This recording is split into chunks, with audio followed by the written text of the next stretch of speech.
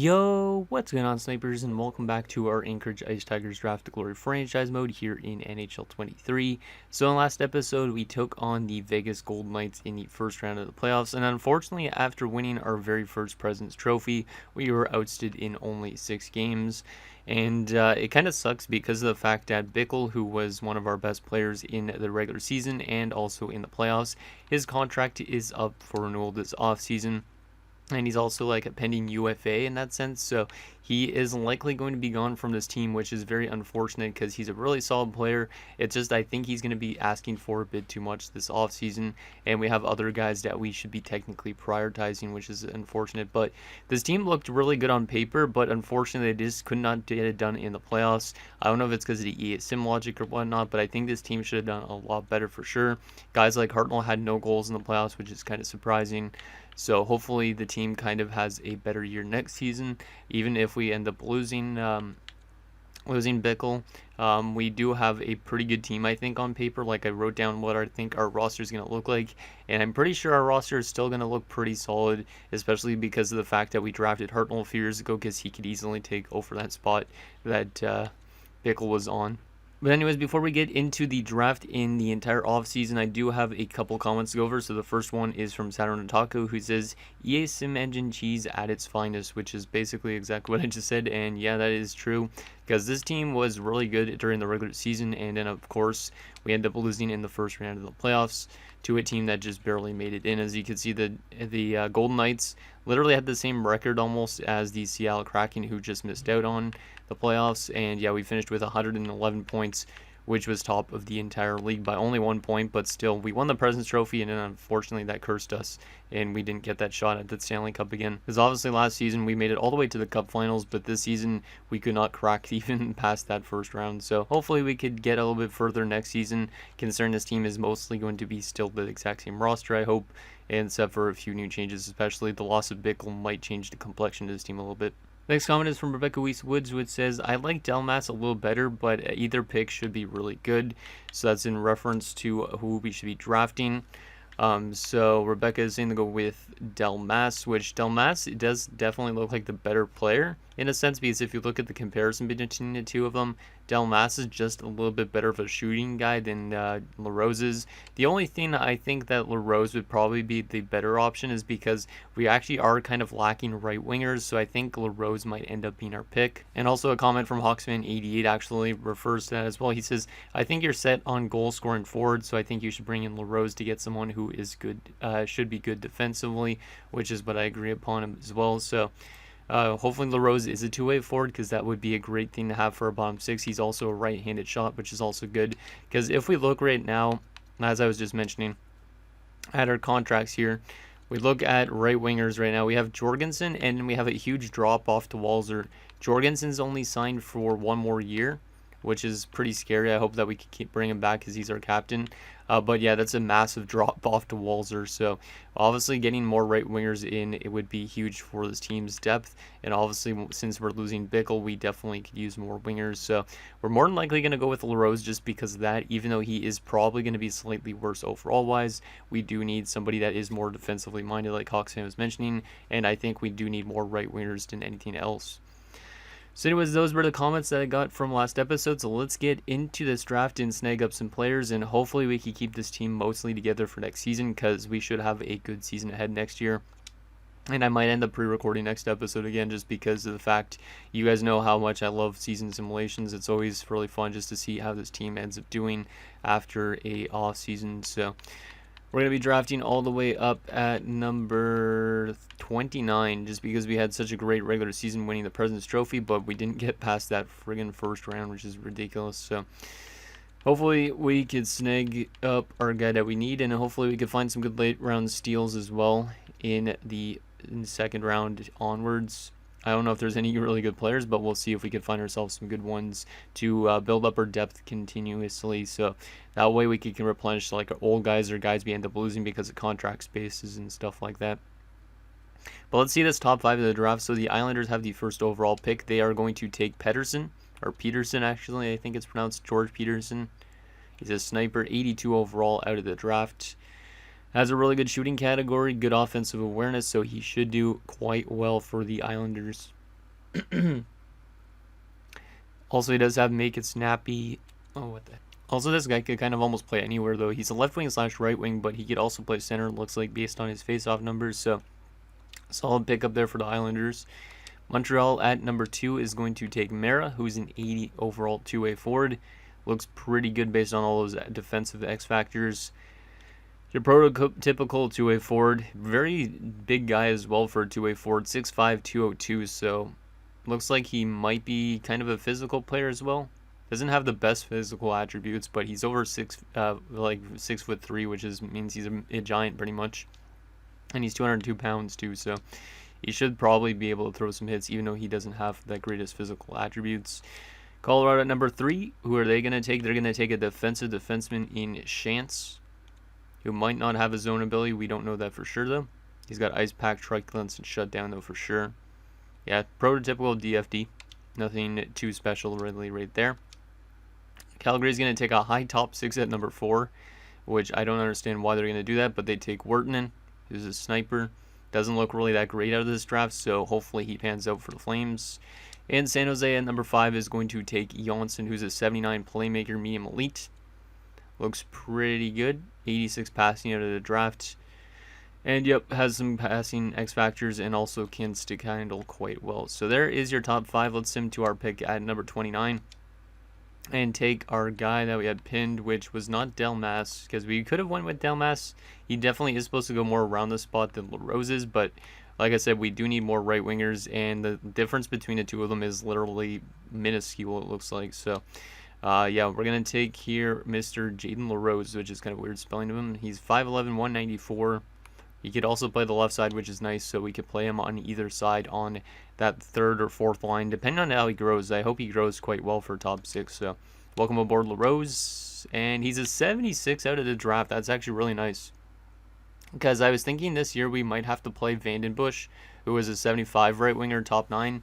But LaRose is going to be able to jump right to the NHL next season. He's also got some good attributes out of the draft. Like, his offensive awareness is better than his defensive awareness, but his defensive awareness isn't that bad either. Good shooting categories for a playmaker. He's got good passing out of the draft. Not that physical, but it makes sense because he's more of an offensive player. Good skater. I really like this pick. Got great trick shooting and great long passing. So he's a playmaker, not a two-way forward, but still, he's not a bad defensive player, it looks like, at this stage. And he also looks like he could play center too and take some face-offs if we need him to. So I think that's a good pick, even though he isn't the two-way forward that we were hoping he would be.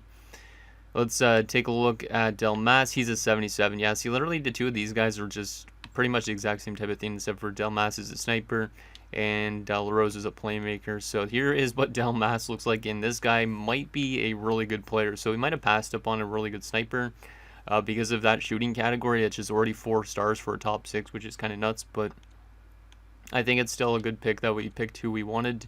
Would I have taken Delmas if we were to redo this and I would have known their like overalls and all that stuff? Maybe.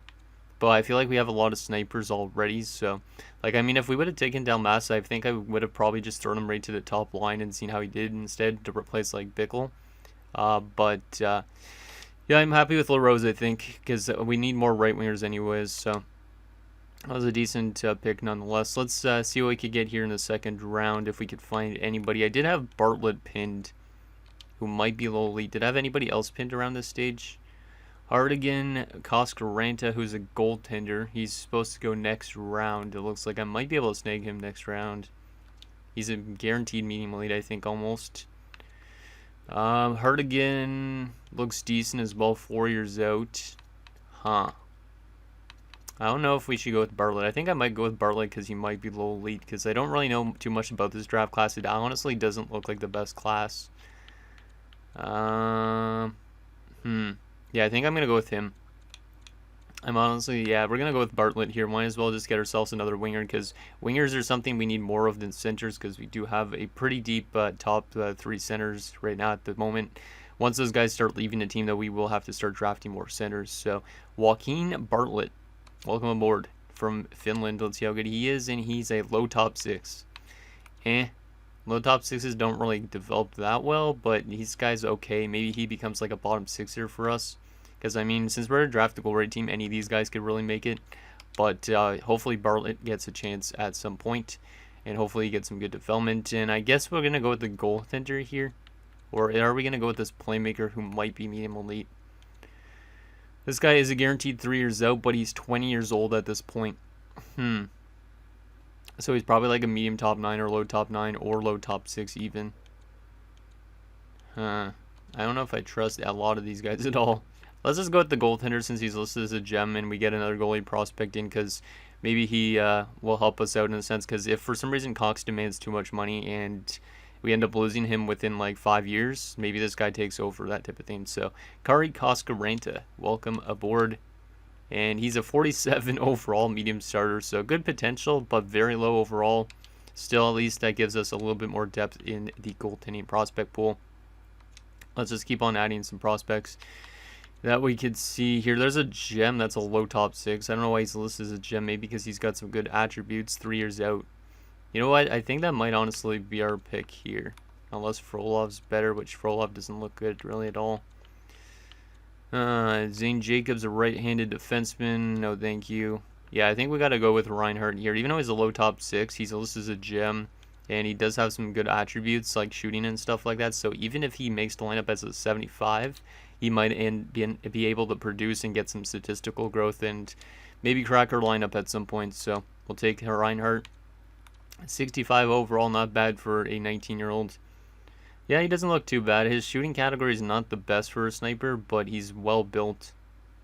Got the offensive awareness, so yeah, he could probably produce at the AHL level at least, which is good. The rest of this draft class is not looking too good though at all, because I think I saw a bottom 6 just once. So we honestly might auto sim this draft, the rest of it, but I feel like I should just try and find myself steals regardless. Just since this is a draft glory and the drafting is more crucial than it would be in my Chicago series. So what else we got here? Alvin Roach. I honestly don't even know what we want to go with here at all. I did pin Hardigan. Oh yeah, I forgot about this. I forgot to show you guys this. Like, this goalie looks decent. He's 4 years out and he's not supposed to get drafted. So I think I might just take a chance on this guy just because I pinned him and I think he might be interesting. I don't really know. Because like it says that he has no weakness. He's 18. He might have B- reflexes already and all that type of thing. But he's not supposed to get drafted. So yeah, let's just take Len Hardigan. Why not? And he's a low backup. Are you kidding me? Wow. Well, that was a really bad pick. I mean, this guy's not bad overall wise around for a low backup. But ew. I mean, this draft class isn't that good anyways, so it was a shot in the dark. Might as well take a chance sometimes, you know. And I might honestly just auto-sim the rest of this or just take some random players based on names if anybody has a cool name. Ryder Miller. I thought that was going to be a Ryan Miller for some reason. Sabarin. Might be lonely, probably not. Let's just take him. I honestly don't care at this point. Okay, he is a low elite enforcer. Okay, that's actually a cool pick. We don't have an enforcer on our team, so we grab Ethan Sabarin. I don't think this guy's going to grow that well since he's an enforcer, but he's got low elite potentials, so if he becomes a fourth liner enforcer for us, that would be actually kind of nice. And our last pick of this draft, and then we got to get into the important stuff, which is the re-sign stage. And we might end up signing some former players if they're there in free agency, depending what we need in free agency, so... But we might not too because we're pretty close to the cap space. So we might have to wait till the start of the season to see what there is for former players. So last pick of this draft. Who's got a cool name around this point? Any cool names? Not really so far. Julius Wyman, Guy Laliberte. Yeah, there's not really any cool names. Actually, Pat Rivera is kind of a cool name. Or we go for Tyson Frank. Let's go for Tyson Frank. Why not? Low top 4, actually, that's not that bad. That's not that bad potential-wise. I mean, his attributes aren't terrible. Maybe this guy becomes something, but that was kind of a random pick. I'm surprised he actually had potential. So there is our draft. Not the best one, but at least we get LaRose, which I'm very excited about. And then we also got a goalie prospect, Koskaranta, in case. Bartlett, maybe he becomes something. Reinhardt, maybe he becomes something. I don't know. And I'm also kind of psyched on that low lead enforcer, not going to lie. Okay, let's get to this re-sign stage. And we will re-sign our coaches, I think. Our associate coach. Yeah, might as well for now. If they don't accept it, I could always bring in some other ones. This was our head coach. Yeah. There you go. I don't really care if they aren't the best right now, as this guy was an associate coach as well down there. Boom.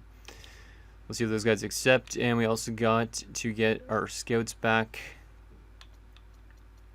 But yeah, hopefully this team is looking pretty good still next season. Like I said, I wrote down what a roster I think they're going to look like. So I'm hoping that it looks the way it does, because if it does, we should easily still be one of the best teams in the league next season, and hopefully a good team in the playoffs, because that's where it matters most. It's not all about winning those President's trophies. It's also about winning the Stanley Cup, of course.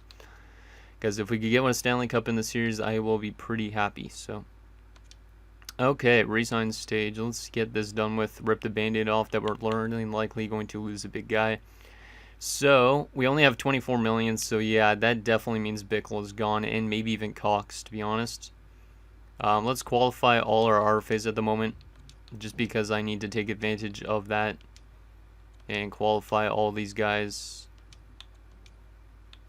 Make sure that they're all going to stay for now.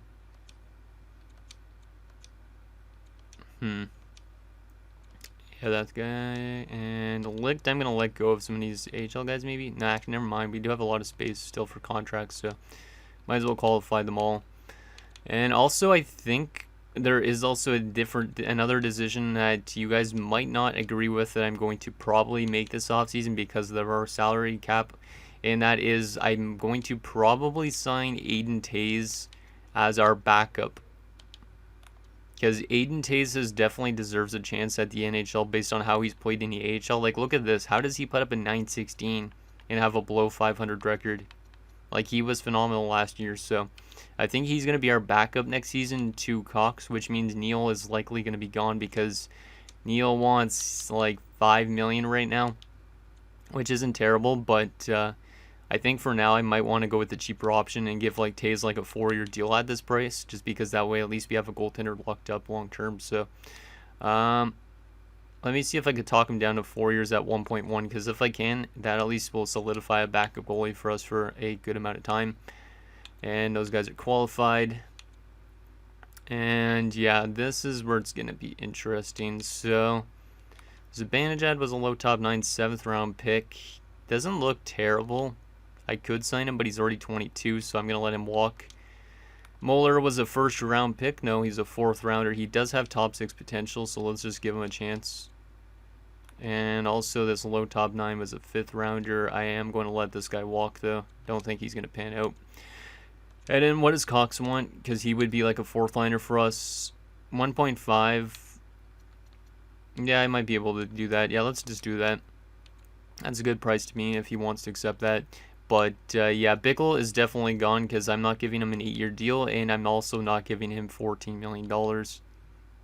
Because basically, based on these RFAs, Kolymainen, Herikala, Farrell, Kalinin, Walzer are going to ask for a good amount of money, especially Kolymainen and Herikala. And those guys are more priority than Bickle is, I think, at this point. So we're more likely going to just let go of Bickle after we get all these other guys signed up. So, but yeah, it's unfortunate we have to let go of Bickle and also Neil, likely too, just to kind of give our team a better chance at having a better cheese goalie in that sense. Because Tays is definitely, in my opinion at least, has definitely proven himself to take over that spot.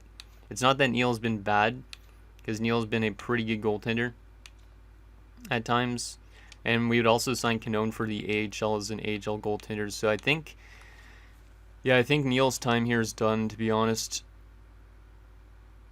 Yeah, Neil's has been good. He's been, like, he's got 11 shutouts, this guy. He's a decent goaltender. He's also been picking up a good amount of assists as well. His playoff numbers have been kind of meh.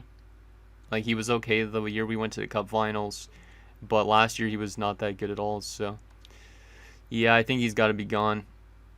Him and Bickle. And then, yeah, Aiden Tays has been phenomenal at the AHL level, so giving him a shot, I am willing to do that. So, yeah, I think those two are going to definitely be gone. We just advance another day.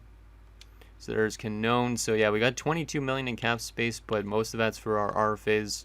So unfortunately, let's let these guys go. So Harry Neal, who was our third rounder in 2024, so almost 10 seasons ago already, is gone after his time here from Switzerland. Best of luck, man, in free agency.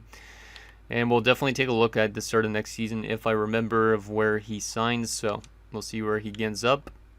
Definitely that makes our goaltending a little bit weaker, but I do trust in Cox to being that number one goalie that we need him to be. And then also this one hurts probably the most so far. Frederick Bickle, he was the first overall pick in 2024, so also the same year as we drafted Neal, I think, as I just said. But yeah, losing Bickle is a major loss, but at the cap hit that he wants, and also the fact he doesn't want an extension, I just think he needs to go because of the fact Eric Allen and Coley Minen make this defensive core much better. Same with Farrell and Kalinin. And basically, like, at some point we might have somebody be able to take over Bickle's spot anyways. So yeah, Bickle, after your 92 points that you had this year, he's scored multiple 40-goal seasons with us after his 30 playoff points in 29 games and his pretty good preseason numbers. You are also going to free agency. I don't think I've ever let go of a guy this quick into a franchise mode. I don't remember if I did that with my Houston series, but he's been one of these guys that we've been just constantly giving him almost one-year deals to, and now we have run out of time to give him one-year deals because he doesn't have RFA rights anymore, and he likely wants to test the market. So best of luck there, Bickle.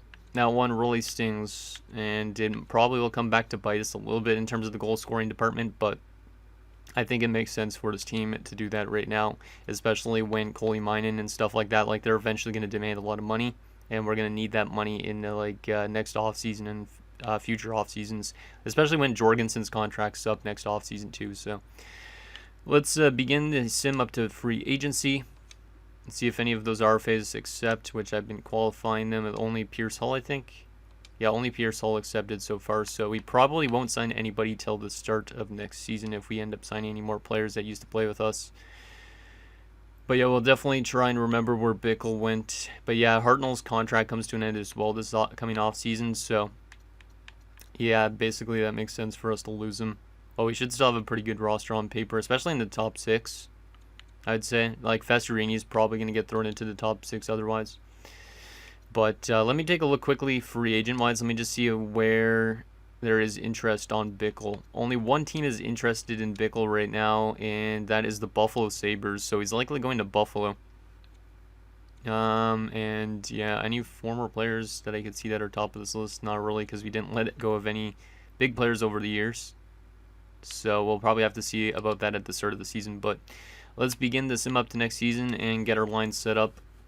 Really sucks to let Bickle go, and yeah, I feel like he's going to have a breakout year, and oh no. Okay, that's not actually that bad, but I might match that, to be honest, because Holy, he's got top 4 potential, but Carolina wants him, and they'd take him for free, basically, from us. I don't think he's going to reach his potential, but I would rather match that offer, so I'm going to match it already. I'm surprised he actually got qualified. A lot of our RFAs are accepting. That's good news. We need to see if those guys the main guys like Walzer come down in asking price. Cyrus Ferraro. See any of the other RFAs drop their asking price. Let's see. Yeah, of course, these are the guys that are holding out, the guys that are actually on the NHL squad. Let me start with Coley Minen. Yeah, see, Coley Minen is going to be very expensive eventually once his RFA status runs out as well. Yeah, I could just do exactly what you guys are asking for right now, I guess. It's going to eat up most of our cap space, but it is what it is. Might as well sign him up. Kalinin wants more than that, damn. We're eventually going to probably lose a defenseman because Strachan as well is one of those guys that hasn't played, but he's been making a lot of money. So we might have to try and rework our team in a sense. I feel like I should be able in this franchise mode to trade away players for 7th round picks and then getting rid of those 7th round picks at the draft, but I don't know if it's worth it or not. Like, I want to try and win without having to make a single trade, you know? So let's begin the sim up to next season still more. There's our RFAs accepting, which is good. I'm excited to see what Taves could do at the NHL level, because if he did that well at the AHL level, I feel like this kid could definitely be a really solid backup for us at the NHL level, but watch, he's going to have a terrible season, and I'm going to be regretting letting go of Neal. Okay, let's go to edit lines here. And let's go best lines for now. Anybody that needs to be called up? Does not look like it at the moment. Oh, Duncan's up to a 78 as well and listed as a backup. So we have 3 goalie options. So I guess it is good that we let go of Neal because now we have multiple goalies that we could use. Let's rework this top line. So Parrott, Keith, and maybe Hartnell. Yeah, we'll put Hartnell up there, take basically over where Bickle was. We go Jorgensen, we would go Zikov, and we'd go Vestorini. Actually, maybe I go with Darby up there. Yeah, I think I would go with Darby up there, and then Vestorini, Claxon, Walzer. And the guy, oh yeah, we didn't even sign our young guys yet. Oops. We didn't even sign the guy we just drafted, so I'll need to sign him up because he will be in our NHL lineup. I don't know why I forgot completely about that. Also in Wong, I forgot about him. He needs to be in the NHL this year too. So luckily for us, we got some unsigned guys that we're going to give contracts to, and they're both going to be playing in the NHL on the 4th line likely. So there you go. I'm glad that Wong jumped up so much in overall after 1 year only. It's pretty impressive. So we'll call up Wong. We will also call up our guy that we just drafted in LaRose. And then we will send down Vandenbush. And we will also send down Pierce Hall, I think. Yeah. Because we want the best overall players as possible in our NHL lineup. So let me actually just go best lines again and readjust this again. But yeah, I'm very excited, I think, for the season. I think our team is definitely still almost as good as they were last season on paper. But obviously it does hurt to lose Bickle a lot. But yeah, this 4th line is even looking decent. Yeah, let's go with LaRose on the 4th line for now. I don't want to rush him into the NHL just yet. Yeah, with this defensive core, we should be good. And Strachan as well as one of these guys. Like I said, I don't know where I could slot him in. Should I throw him into the lineup instead? Since he's making the more money than Kalinin? Yeah, might as well for now. Yeah, our team actually looks still really good on paper, and Cox is now scratched, which is unfortunate. And Kalinin is scratched as well. I feel like Kalinin should play instead, but I might just alternate between the 2 of them halfway through the season and see who's better for the playoffs. Cox, though, I think is going to... I could play him instead of Cassian. Yeah, let's just play Cox instead of Cassian since he's been here for a lot longer. But yeah, our team looks really good on paper. Like, look at this. Parrott, Keith, and Hartnell, Jorgensen, Zikov, Darby, which I think Darby is going to be a really good stud player at some point. We're going to probably have to give him a big contract at some point. 3rd line, Vestorini, Claxon, Walzer, and a 4th line of LaRose, Wong, and Cox. I think Wong is going to be really good as well.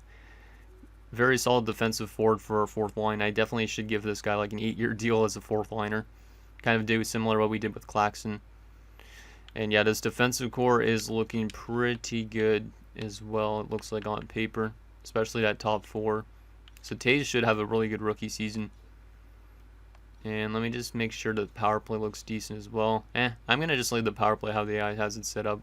I trust that they're going to have it set up pretty good. The chemistry is not the best, though, which is interesting. So we could try and rework this around a little bit. But I don't think there's any use for it anyways because the roster looks good on paper. So there is that. And last things, I actually might as well check this in this episode because I just might as well check in this episode. Let me take a look at where Bickle and where Neal signed. So we'll start with Neal, just since he's the lesser of the 2 in a sense. Where did those boys sign? Are they going to be on rivalry teams? Here Neal signed with the Nashville Predators on a 1-year deal at just under $3 million. So we could have brought back Neal. We do have the cap space technically if we wanted to bring him back, but yeah, he's gone to Nashville. I think it's okay we let him go though, because yeah, I think Taze definitely deserved a chance at least. And then we also have Duncan as well if we need to, if Taze isn't that good. And then in terms of Bickle, where did our former maestro, our former goal scorer, go? Where did he sign? He signed with the Dallas Stars on a 7-year deal at $14 million. Yeah, I was not going to be able to pay him that much, so good for him, though. He goes to the Dallas Stars. Looks really weird seeing that, but he goes from Anchorage all the way where it's not necessarily super cold, but where there's snow and stuff like that, to a place in Texas where it's like dry heat, so that's kind of funny. But anyways, guys, that's going to do it for this episode of our Anchorage Ice Tigers Draft Declared Franchise Mode. So in next episode, I will simulate the entire season. We'll see how this team does. We'll definitely make it back to the playoffs. I think it's just more about how these young guys like Wong, LaRose, and also our backup in Taze do in their first seasons. So anyone can think down below, and I'll see you guys next time.